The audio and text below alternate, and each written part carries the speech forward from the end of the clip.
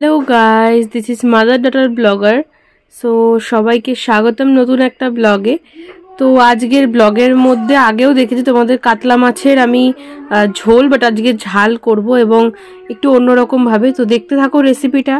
প্রথমে কড়াইয়ে তেল দিয়ে নিলাম, তো তেলটা গরম হবে, তারপরে আস্তে আস্তে মাছ ছাড়বো এবং আজকে একটু ঝোল ঝোল করবো, কারণ আজকে মাছের পরিমাণটা কম, আবার একটু ঝাল ঝাল ঝোল ঝোল হবে ব্যাপারটা, ঠিক আছে। তো মাছগুলো আস্তে আস্তে ভেজে নিলাম, দেখতেই পাচ্ছ। তো আমি একটু কড়া করে মাছ ভাজা হয় আমাদের বাড়িতে, কারণ না হলে মাছ ভাজাটা ভালো লাগে না। আর তোমরাও একটু কড়া করে ভেজে দেখো, ঝোলটাও টেস্ট হয়, মাছটাও ভালো লাগে খেতে।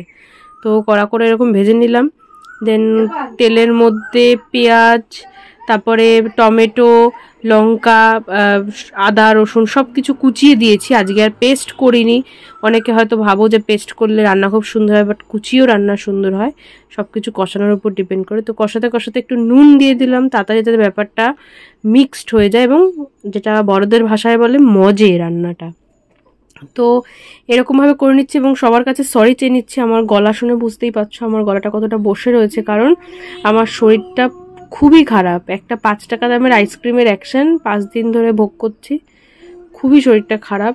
2 দিন তো জ্বর ছিল, এখন গলাটা খুবই খুসখুস করছে। তো রেসিপিটা দেখতে থাকো এবং কেমন হয় রেসিপিটা শেষে জানিও, এবং তোমরাও এরকম করে চেষ্টা করো। ভালো লাগলে লাইক, কমেন্ট অ্যান্ড সাবস্ক্রাইব করতে ভুলো না, এবং আস্তে আস্তে আরও নতুন নতুন অনেক রেসিপি পাবে, ব্লগ পাবে। তো আজকে আর আলু ভাজিনি, আজকে এমনি আলু কেটে রাখা হয়েছিল, মাছের ঝোলের আলু যেমন কাটে। তো সেই আলুগুলো দিয়ে নিলাম, দিয়ে একটুখানি নাড়িয়ে নেব। দেখো, আলু না ভাজলে তো অবশ্যই টেস্ট একটা অন্যরকম লাগে, আবার না ভাজলেও খারাপ লাগে না। তারপর আস্তে আস্তে গুঁড়ো মশলা, যেগুলো হলুদ গুঁড়ো, ধনে গুঁড়ো, জিরে গুঁড়ো, লাল লঙ্কার গুঁড়ো ফর কালার, লাল লঙ্কার গুঁড়ো, আর সাথে একটুখানি চিনিও দেবো, কারণ তোমরা আগেও রান্নাগুলোতেও দেখেছো একটু চিনি দিলে রান্নার কষানোর সময় রান্নার কালারটাও ভালো আসে এবং টেস্টটাও ভালো লাগে আমার কাছে মনে হয়। কিন্তু অতিরিক্ত দিলে আবার মিষ্টি মিষ্টি রান্নাটা হয়ে যাবে, সামান্য। তারপর পরিমাণ মতন জল দিয়ে নিলাম। এবার জলটা ফোটার জন্য ওয়েট করব। তো একটু ঢেকে দেবে তোমরা এখন 5-7 মিনিটের জন্য। তারপরে কিছুক্ষণ পর দেখা হচ্ছে।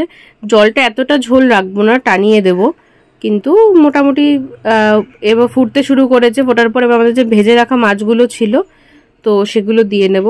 দেওয়ার পর একটুখানি নাড়িয়ে চাড়িয়ে দেবো, যাতে মাছের মধ্যে একটুখানি ঝোলটা ঢোকে। তো আজকে আর আমরা ধনেপাতা দিইনি রান্নায়, ধনেপাতা ছাড়াই করেছি, এবং শেষে মাছটা দেখতে এত মানে এরকম হয়েছে, খুবই সুন্দর হয়েছে, দেখতে পাচ্ছ। তো ভিডিওটা ভালো লাগলে লাইক, কমেন্ট এন্ড সাবস্ক্রাইব করতে ভুলো না এবং শেয়ার করতে ভুলো না। বাবা।